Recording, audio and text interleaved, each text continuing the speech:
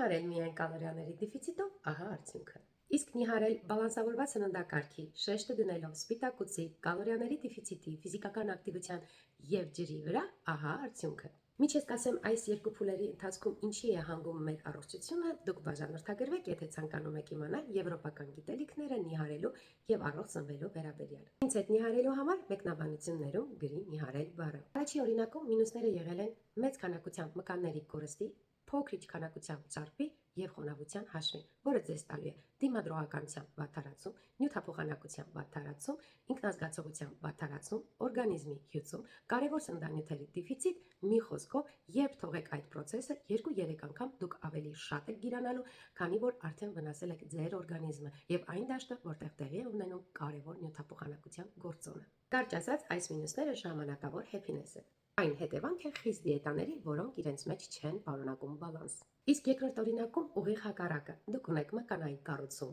մեծ քանակությամբ ճարպի կորուստ, լավ ինքնազգացողություն, նյութափոխանակության զարգացում, էներգիա, կարճ ասած, ձեր օրգանիզմը նոր վերածնունդ է ստացել։